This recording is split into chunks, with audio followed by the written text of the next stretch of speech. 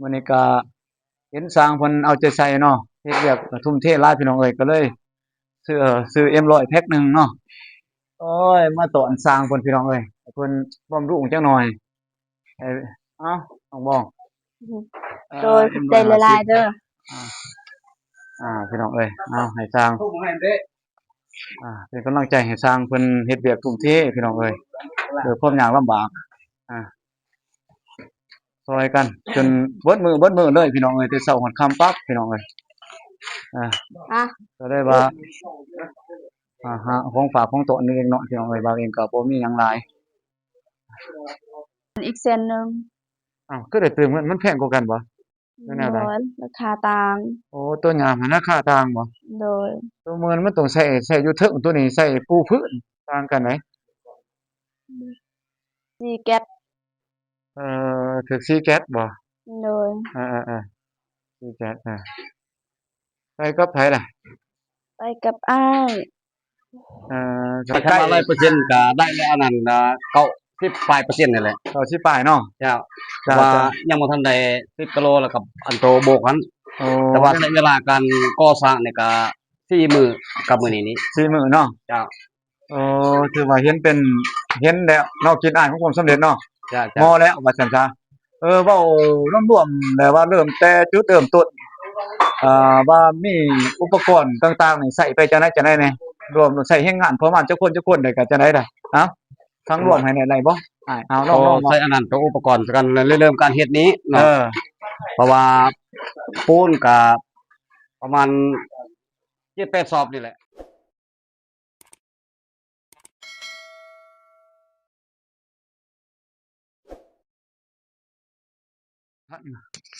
อ้าวโดยสบายคือดีว่าเห็นขี่รถจักรมาน้องบ่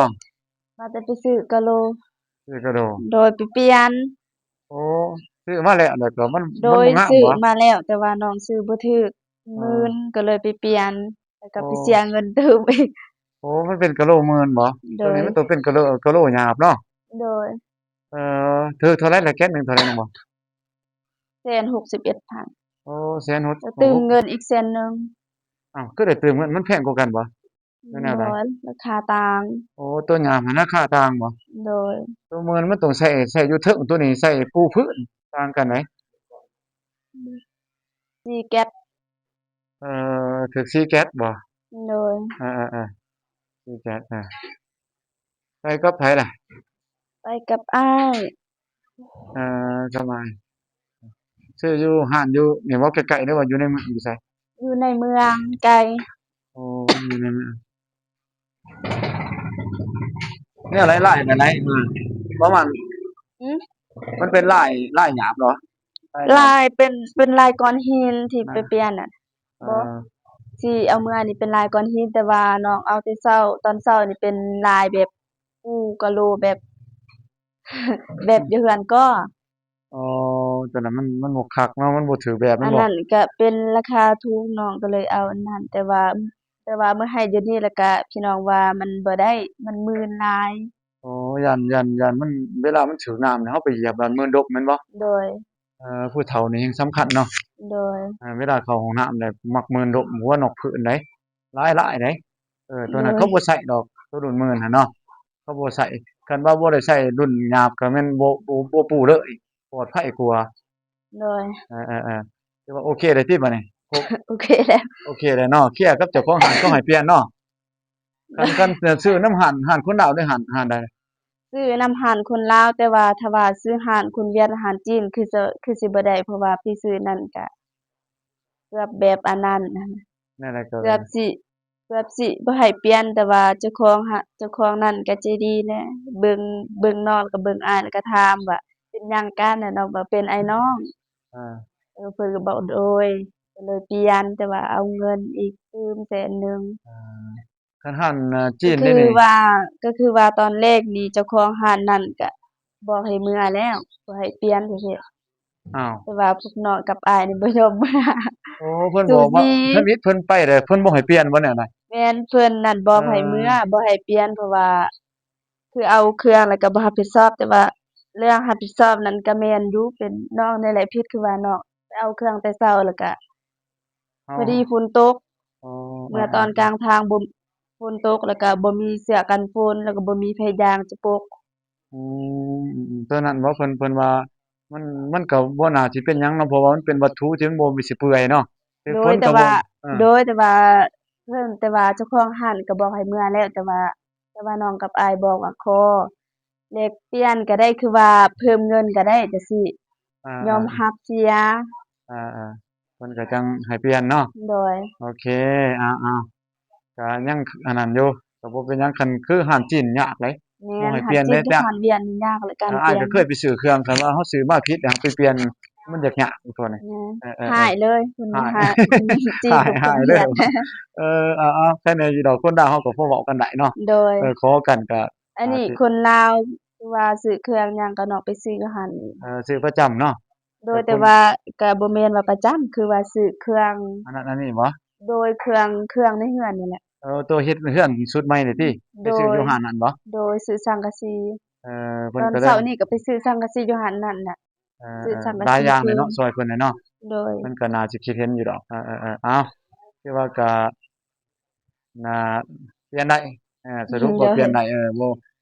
ก็ต้องเคลียร์กันหน่อยหนึงเนาะ โดย ความบ่เข้าใจบางเทื่อบ่อาจสิบ่แม่นเจ้าของร้านประจำมันมีเขาจ้างพนักงานเด้ แม่นผู้จ้าง พนักงานที่ว่าเขามารับจ้างแหน่เขาบ่ฮู้กฎระเบียบเด้เขาฟังแต่หัวหน้าสั่งมาแต่หัวหน้าบ่อยู่หั้นนะคันเขาว่าหัวหน้าเปลี่ยนบ่ได้เขาก็ยืนยันตัวนั้นได้นี่แหละคำว่าลูกจ้างเนาะมันสิต่างไดคันว่าเปลี่ยนบ่ แม่ ได้ น เปลี่ยน คือ บ่ได้ ว่าคือ บ่ ว่า คือเคลียร์กับหัวหน้าได น้องก็เคยพ้อคุณเวียดคุณจีนคือกันเวลาเฮาไปเปลี่ยนเครื่องนี่บ่ให้แล้วก็ให้เฮาคืนแต่ว่าคนลาวนี่ก็ใจดีคือว่า ตอนเมื่อก็บอกว่าเมื่อคือคอยเด้อครับคือคอย แค่นั้นก็ได้ห้อยยิ้มไป แล้วก็ขอบ เนาะ ใจ เออๆๆตัวนั้นน่ะก็แค่นั้นอยู่ดอกคันเว้ากับหัวหน้า เพ บ่ ราะ คือ ว่า เว้า เค กับ รื่องมันหนักแหน่เครื่องมันหนักแต่ว่าเอามารถจักร เออๆก็พวกของมาขี่บ่ไหวเนาะ โดย เออๆห้วยกะโหลมันหนักเด้มันบ่แม่นของอัน แม่ นั้น นหนัก ประมาณจักแก๊สอะ 4 แก๊สตอน 4 เช้า แก๊ส นี่เอาเอา3 แก๊ส 3 แต่ แก๊ส ว่าแม่บอกว่าย้านมันบ่พอ อ่าแก๊สตกอยู่เท่าไรทั้งหมดมูลค่า บ่จื้อล่ะ สิถึงถึง ป บ่ ระ ล่ะ มาณ400,000ปลาย500,000 ทั้งหมดเห็นบ่ ประมาณนั้น แล้วว่าแก๊สหนึ่งโอ้สมควรเลยก็โอเคเนาะซั่นน่ะเนาะ โดย เอาไปเบิ่งเนาะอ้าวว่าเอานุ่มก็มาพี่น้องเอ้ยเพิ่นกำลังขึ้นปูนโบกเนาะพี่น้องเนาะขึ้นปูนโบกนี่สมปูนสมปูนก็ขั้นตอนโบกเนาะตัวนี้เนาะโอ้ใหญ่เลยพี่น้องเอ้ยแล่นถอกแล่นทอเนาะเรียบร้อยแล่นทอเรียบร้อยเด้อพี่น้องเด้อนี่น้องบ้องก็น้องมาแต่ตลาดไปเปลี่ยนกะโหลพี่น้องเอ้ยก็เมื่อยเพิ่นว่าเพราะว่าระยะทางมันก็ไกลเนาะพี่น้องเนาะขี่รถจักรไปก็ฝนตกอีกแยะๆเนาะครับน้องบ้องพี่น้องเอ้ย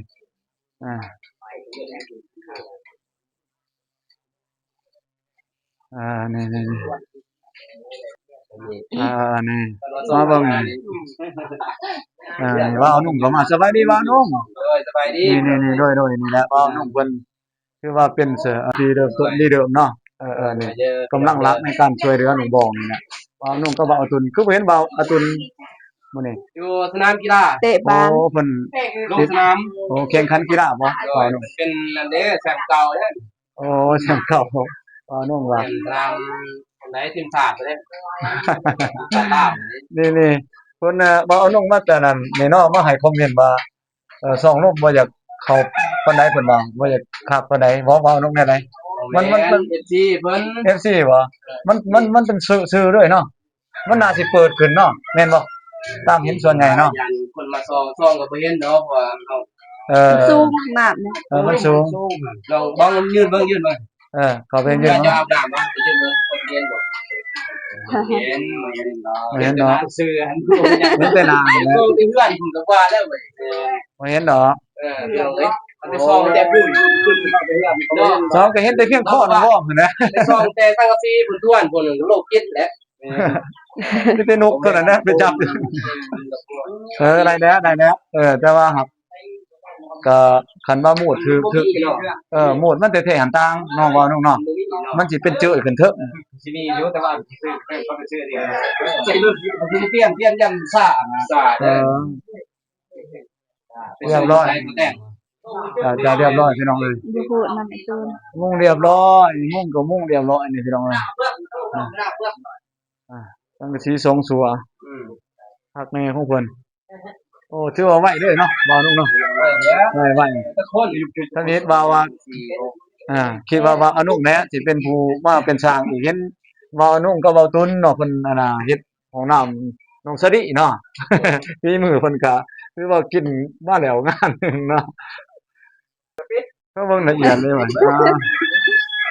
ตัวนี้ก็ค่อนข้างสูงถือว่าอิงมายืนนี่ก็ถือว่าโด่งด้วยเนาะพี่น้องเนาะห้องน้ำมันก็สูงเลยพี่น้องเอ้ยสองลมท่อน้ำก็แล่นเรียบร้อยพี่น้องเอ้ยว่าสวมก็ใส่เรียบร้อยสภาพล่าสุดมีแต่งานโบกมานี่เพิ่นก็ขึ้นปูนขึ้นปูนทั้งนอกพี่น้องนี่เริ่มสิโบกเลยพี่น้องเอ้ยแล้วก็โบกได้ก็แม่นติดกะโหลกมันก็ถือว่าสมบูรณ์เนาะเท่ก็เท่แล้วพี่น้องเอ้ยเท่งานเท่นี่ โดยก็เลยไปเปลี่ยน ยามนี้ก็โลเลื่อนเอาใส่เดี๋ยวนึงลงน้ำยับๆเดี๋ยวเวลาจะอาบน้ำมันมีสบู่เลยยับๆเลยงามแล้วโลยับๆเอาแม่นมาตรฐานทั่วไปเขาก็ใส่จังซั่นแหละเนาะบ่าวนุ่งเนาะ มีเงินมีงบเยอะมีเงินเยอะไปถึงเวลาทำคิดบางนี้เพื่อนเวลาเอาไปเพื่อนเนี่ย เฮ็ดกะโหลบ่ ทางประมาณ มันสูงเด้เพื่อกันเปื้อนไปติดกันเปื้อนแม่นมันจะ เอาไปมีพอแล้วมันนี่ข้าวอนแล้วคักไว้ แล้วข้าวอนมีเงินจะมีแต่เติมต่อเติมเอาแล้วแล้วมันงามแล้วมันงามของประเทศไปมันมีเงินเรือจากสื่อเขาได้เลยเขาก็กายุคยาเมียพ่อแม่เก็บไว้เรือจากนั้นจังไปเฮ็ดตกแต่งจังบอกตอนบ่พ่อจะไปแต่งก่อนเนี่ยมีเงินมันนี้มันสื่อเขาเนาะว่านุ่งเนาะถูกจนเจือป้าไว้ตัวสำคัญสำคัญในเรื่องเขาได้เงินเด้มันยังที่เงินหมดแล้วบ่นี่หมดตอนเช้านี่ไปซื้อปูนกับนี่หมดเลยโดย9เซนบ่โดย9เซน9เซน80 12,000นี่แม่น9เซน82,000 82,000กีบซื้อนี่หมดเลยใต้นี่ไปซื้ออยู่ไสอยู่ท่าแท้พุ่นโดยไปน้องวันทีน้องกับอ้ายไปแต่เช้าที่รู้จักบ่รู้จักนั่นขี่รถตอกเพิ่งม่วงติเขาได้ซื้อสอบหนึง2เซนโดยซื้ออยู่บนนี่บ่โดยเอาคือบ่เป็นบ่วงเพิ่งม่วง2เซนเนาะเลือกเผื่อหรือว่ายันเต็มมองหมดเจ้าบ่ได้ซื้อเพบัตรซื้อวงหนึงเต็มเลยรถอีตอกซื้อเพบัตรกับไปบอกกับโทรหาขายก็บ่วงหนึงมันก็เม็ดก่อนนึงก็สิใกล้แท้แต่นั้นไปก็ไปหาเอาเพบัตรเดือนบ่ได้ประสานกันเนาะขาดประสานหน่อยนึงดีกันเอาซั่นนี่ก็บ่ให้มันเหลือหลายมันบ่พอครับบ่พอซำบ่นี่พอต้อง2สอบแม่นโดย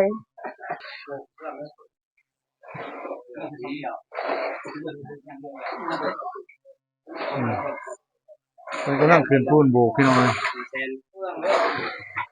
รีบพ่อเด้ไหลไปเลยโอ้ยเด็ดได้แม่แต่ว่าน้องซื้อกับท่อน้ำก็ซื้อของกินอีก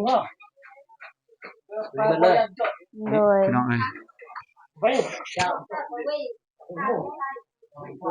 แล้วก็ซื้อกะโหลอีกโล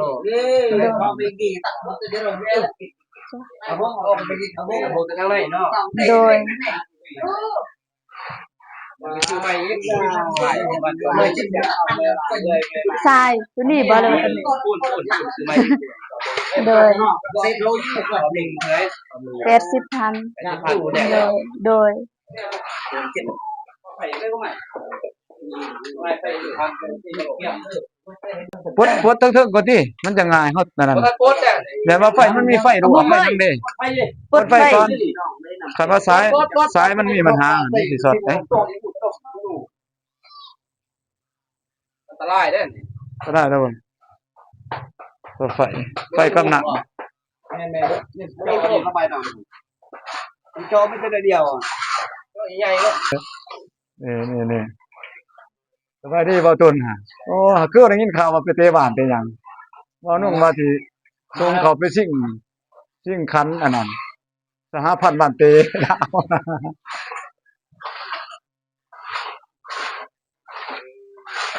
วันนี้บ่ได้แข่งขันบ่มื้อนี้บ่ต้น แค่นั้นเด้ แข่งแล้วบ่ก็จะได้ผล แพ้ แท้ เป็นได้แค่คนแพ้ เอ่อเพิ่นนิมกีฬาเนาะบ่ทุนก็ น้ำยังได้อยู่ แข่งขันกีฬาซุ่มซ่นพี่น้อง ตั เอ้ ก ย เสียแต่ใส่ใหญ่ มันก็ถือว่าสร้างความสมานสามัคคีในหมู่บ้าน ได้ อ่า โอ้เฮ็ดได้เด้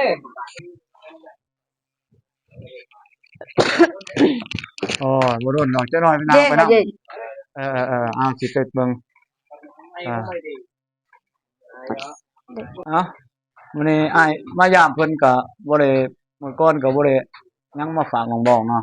มื้อนี้ก็เห็นสร้างเพิ่นเอาใจใส่เนาะเฮ็ดเวียกทุ่มเทหลายพี่น้องเอ้ยก็เลยซื้อ M100 แพ็คหนึงเนาะโอ้ยมาตอนสร้างเพิ่นพี่น้องเอ้ยให้เพิ่นบำรุงจักหน่อยเอ้าต้องบอก โดยขอบใจหลายๆเด้อ พี่น้องเอ้ยเอาให้สร้าง ทุกให้เด้ เป็นกำลังใจให้สร้างเพิ่นเฮ็ดเวียกทุ่มเทพี่น้องเอ้ยด้วยความยากลำบากซอยกันจนเบิดมื้อเลยพี่น้องเอ้ยแต่เช้าฮอดค่ำปั๊บพี่น้องเอ้ยอ่ะ ก็ได้ว่าหาของฝากของโตะนี่เองเนาะพี่น้องเอ้ยบางเองก็บ่มีหยังหลายน้องบ้องก็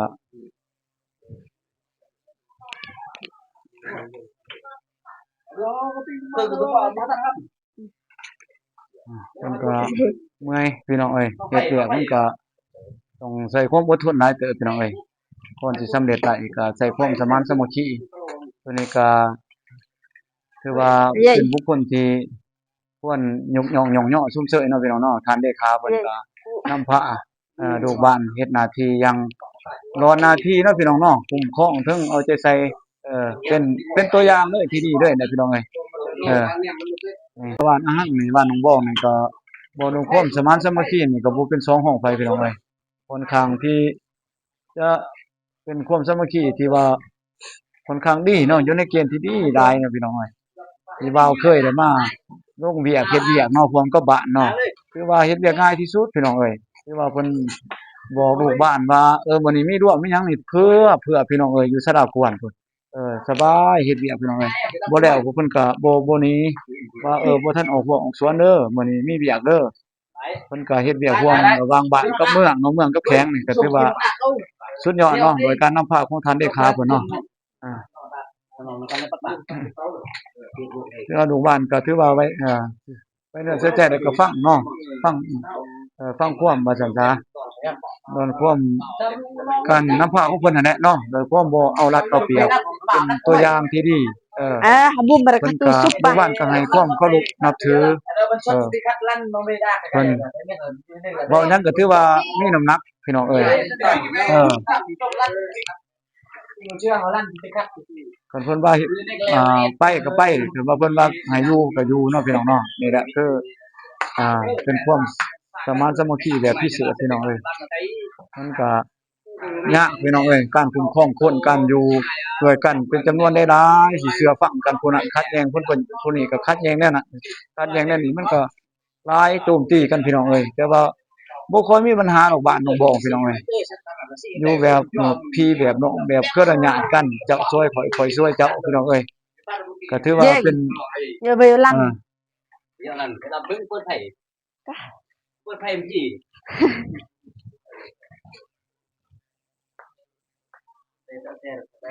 มันมวยแล้ว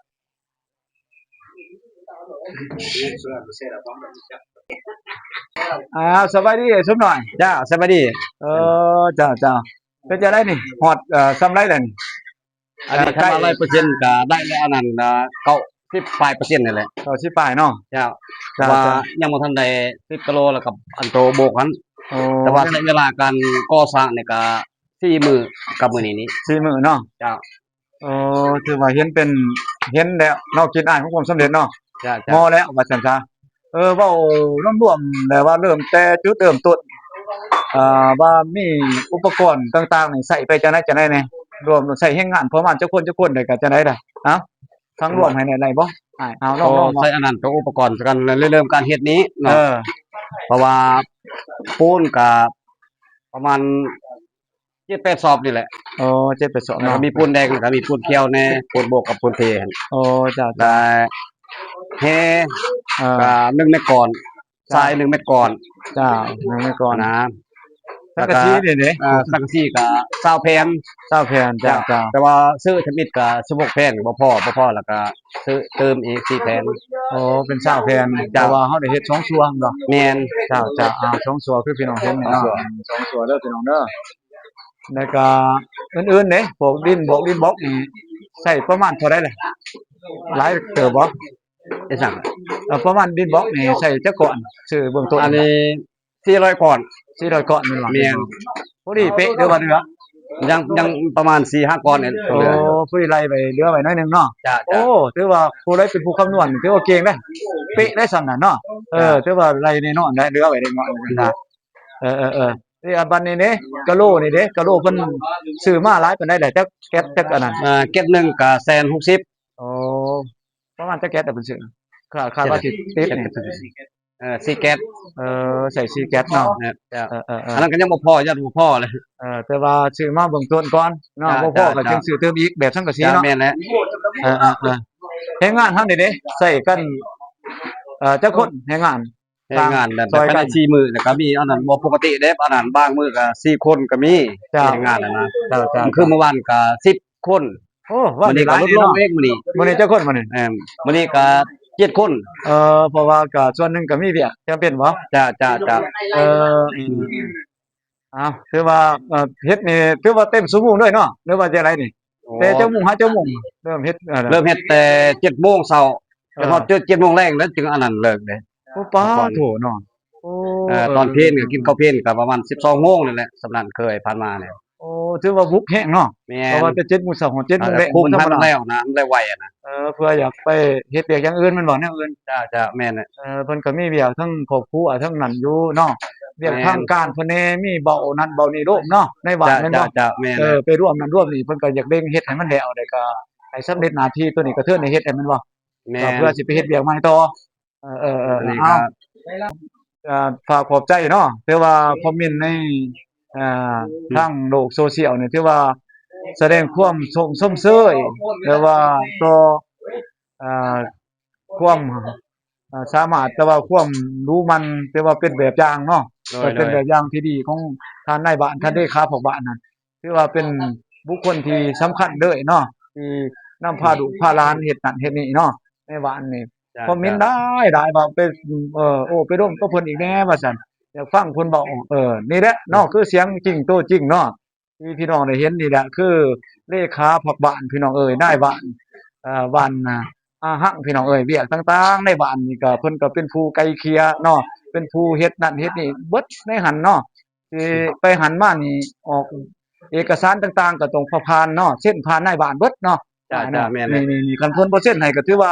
เฮ็ดหยังก็บ่ได้พี่น้องเอ้ย มันจะข้างอยู่นำเพิ่นเนาะถือว่าเป็นขั้นพื้นฐานแต่เจ้าเมืองก็ยังขึ้นกับบ้านเนาะเจ้าแข้งก็อยู่บ้านคือกันเนาะก็ต้องผ่านบ้านคือเก่าพี่น้องเอ้ยนี่แหละ จ้า เป็นต้นกำเนิดของคือเอิ้นว่าหากฐานเป็นเฮ็ดเวียกหากฐานติดพันกับชีวิตการเป็นอยู่ของพ่อแม่ประชาชนเนาะ ทุกระดม แม่น เต้าโฮมความสามัคคีบ้านโตบ้านก็ขึ้นกับเลขาเบิดเนาะ แม่น ช่วงนี้บ่มีเวียกทางการบ่คือได้ยินว่าสิมีการสำรวจพลเมืองในหมู่มอน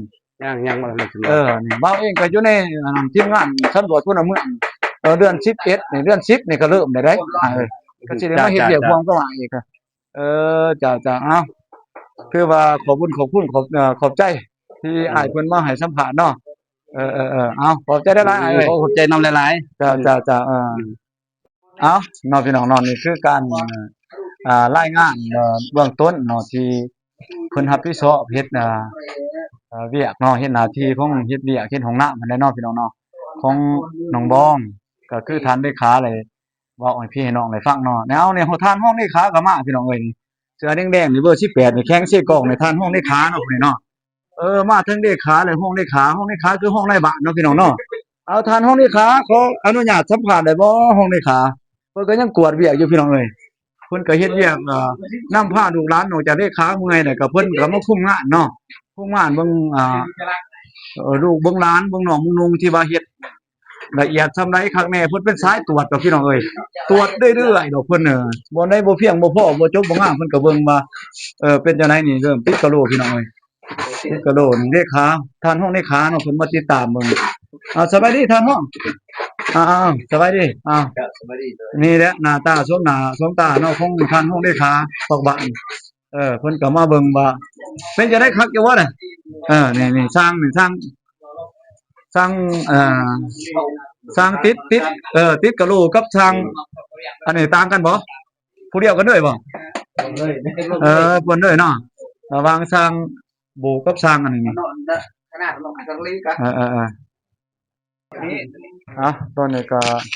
เพิ่นกำลังประกอบดอกไฟเนาะก็สิใช้ห้องน้ำบ่นี่เพิ่นใส่ดอกเปาะเนาะตัวนี้นี่พี่น้องเอ้ยดอกไฟห้องน้ำน้องบองนี่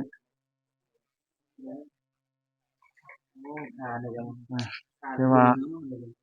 มื้อแรกนี่สิใช้ได้เลยเนาะพี่น้องเนาะเอาไฟต่อใส่แล้วก็เสียบเข้าแล้วก็ง่ายๆเนาะตัวนี้เนาะประกอบเพราะมันมีแบบมันแบบพี่น้องเอ้ยอัปเดตผลงานล่าสุดเนาะพี่น้องเนาะมุ่งเรียบร้อยเพราะว่าพี่น้องเอ้ยแล้วก็เพิ่นกำลังโบกเนาะเบื้องหน้าเนาะเบื้องหลังนี่ยังบ่ทันโบกเลยพี่น้องยังโบกบ่ทันได้ก็สิประมาณนี้พี่น้องเอ้ย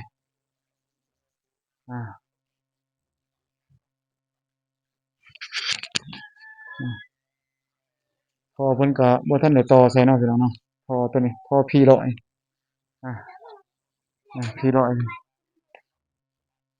ยังบ่ทันได้บ่ได้ติดใส่เนาะพี่น้องเนาะนี่ยังสิต่อลงใส่หัวใส่หัวสวมแล้วก็ลงใส่ว่าเองก็สิให้พี่น้องอัปเดตสั่นนั้นก่อนเนาะพี่น้องเนาะแล้วโอกาสหน้าว่าเองก็สิมาอัปเดตใหม่อันนี้ว่าตุ้นก็เพิ่นกำลังมาติดตามเนาะเพิ่นก็มาอัปเดตแต่ว่าเพิ่นก็ยังเบิ่งเนาะ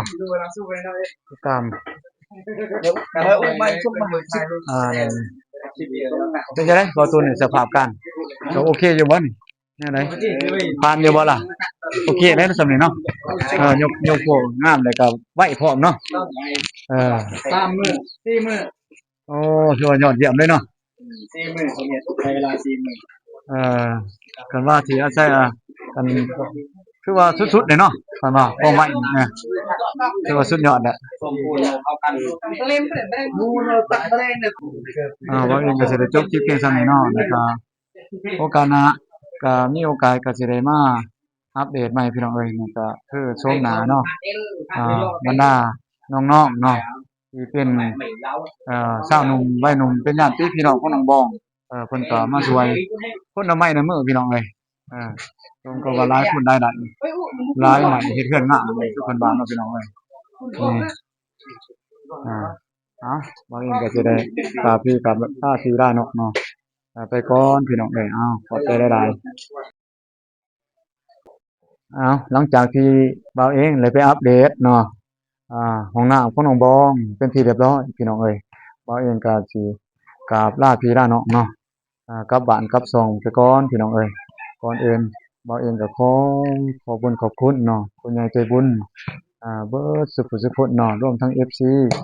ที่ให้การสนับสนุนเนาะอุ้มสู้ช่วยเหลือน้องบองแต่ตดเนาะจนฮอดปัจจุบันนี้เนาะบ่ทิ่มบ่ปายังฮักยังแพงน้องบองก็ขอให้ทุกคนมีแต่ความสุขความเจริญเนาะความเจ็บอย่าสิได้ความไข้อย่าสิมีพี่น้องเอ้ยความสุขในโลกนี้ให้มีอยู่ในใจพี่น้องความทุกข์ในโลกาอย่าสิมีมาต้องขอให้เงินไหลเข้าเต็มกระเป๋าล้นอั่งพี่น้องเอ้ย ทุกความหวังสำเร็จได้ตามใจเจ้าทุกๆคนพี่น้องเอ้ยขอให้ทุกคนอ่าลำดับได้รวยเนาะบ่เจ็บบ่จนพี่น้องเอ้ยเงินไหลน่องทองไหลมาบ่เองก็สิกราบลาพี่ลาน้องไปกล่าวคำว่าสบายดีพี่น้องเอ้ยไปก่อนบ๊ายบาย